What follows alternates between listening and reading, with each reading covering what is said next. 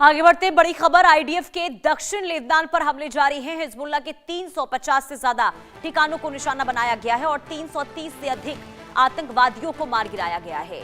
Missile launcher, RPG rocket समेत कई magazine बरामद किए गए। मशीन गन सहित हथियार और सैन्य उपकरण भी बरामद किए गए हैं। ये बड़ी खबर आईडीएफ के दक्षिण लेबनान पर हमले से जुड़ी हुई सामने आ रही है। 350 से ज्यादा ठिकानों पर हमला किया गया है, जिसमें 330 आतंकी मारे गए हैं और इसके साथ ही मशीन गन सहित हथियार और सैन्य उपकरण भी बरामद किए गए हैं। तो कुल मिलाकर देखिए, अब आईडीएफ की ओर से जो हिजबुल्लाह के ठिकानों पर हमले हो रहे हैं और वहां पर जाकर देखिए जो हथियारों का जखीरा बरामद किया गया है आईडीएफ की ओर से, और ये तस्वीर भी जारी की गई है जिसमें ये बताया गया, जिसमें दावा किया गया है कि भारी मात्रा में हथियार यहां पर बरामद हुए हैं, जिसमें मशीन गन सहित कई और सैन्य उपकरण इसमें बरामद हैं। तो कुल मिलाकर देखिए आईडीएफ का दक्षिण लेबनान पर यह हमला, जिसमें 350 से ज्यादा ठिकानों को ध्वस्त किया गया है और इसके साथ ही 330 आतंकियों को मारा गया है, ये दावा आईडीएफ की ओर से किया गया है। इसी के साथ ही इजरायल डिफेंस फोर्स ने यह भी कहा है कि मिसाइल लॉन्चर और इसके अलावा अलग अलग हथियार, सैन्य उपकरण जो हैं वो बरामद किए गए हैं आतंकी ठिकानों से। ये बड़ी खबर हम आपको बता रहे हैं। बड़ी खबर इस वक्त सामने आ रही है। आईडीएफ की ओर से जो कार्रवाई हो रही है, हिजबुल्लाह को लगातार यहां पर खत्म करने का काम किया जा रहा है इजरायली डिफेंस फोर्स की ओर से, और अलग अलग जगहों पर इस वक्त हमले इजरायल जो है वो तेज कर चुका है।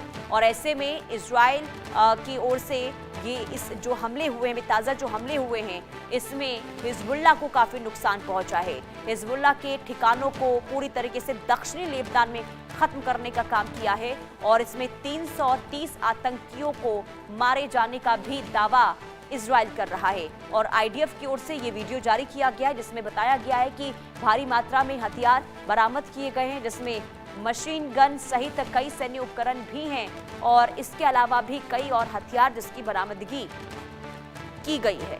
तो दक्षिण लेबनान पर आईडीएफ के ये हमले, जिसमें कई आतंकी ठिकानों को ध्वस्त किया गया और 300 से ज्यादा आतंकियों के मारने का दावा आईडीएफ कर रहा है, और साथ ही साथ हथियारों का ये जो जखीरा है इससे भी बरामद किया गया है। तो कुल मिलाकर देखिए, जो इस वक्त इजरायल की कोशिश है वो उन कोशिशों पर इस वक्त लगातार सफलता हासिल करता हुआ नजर आ रहा है। यानी कि जो ऑपरेशन हिजबुल्लाह के खात्मे को लेकर इजरायल ने शुरू किया है, उसी ऑपरेशन के तहत ये कार्रवाई हो रही है।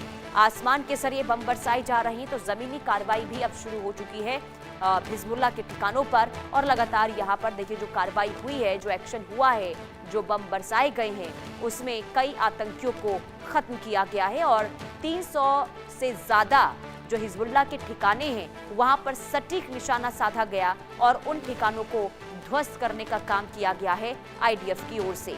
ये बड़ी खबर इस वक्त मिडिल ईस्ट से सामने आ रही है, क्योंकि मिडिल ईस्ट में देखिए स्थिति बहुत ज्यादा चिंताजनक बनी हुई है। वजह यह है कि ईरान पर लगातार अमेरिका और इजरायल हमले कर रहा है, तो ईरान भी लगातार इस पर पलटवार कर रहा है। दूसरी तरफ लेबनान पर भी इजरायल हमले कर रहा है और हिजबुल्लाह की ओर से पलटवार भी लगातार किया जा रहा है। यानी कि अलग अलग जगहों से जो ये हमले हो रहे हैं वो वाकई में चिंताजनक स्थिति बनाए हुए हैं। मध्य पूर्व की बात करते हैं तो मध्य पूर्व में देखिए जो जंग इस वक्त देखने को मिल रही है वो ईरान इजरायल के बीच बढ़ते तनाव पर अब उत्तर प्रदेश में सियासी जंग भी छिड़ चुकी है। दरअसल उत्तर प्रदेश के मुख्यमंत्री योगी आदित्यनाथ ने बड़ा बयान दिया है। सीएम योगी ने यह कहा है कि आज जब पूरी दुनिया में युद्ध की वजह से अफरा तफरी और अस्थिरता का माहौल है, तब प्रधानमंत्री नरेंद्र मोदी के शानदार नेतृत्व में भारत पूरी तरह सुरक्षित है और विकास की राह पर निडर होकर आगे बढ़ रहा है। मुख्यमंत्री ने आगे ये कहा कि जनता को आगाह करते हुए उन्होंने कहा कि अंतर्राष्ट्रीय संकट के समय अफवाहों से बचें और देश हित में सरकार के साथ कदम से कदम मिलाकर चलें। उन्होंने गैस सिलेंडर की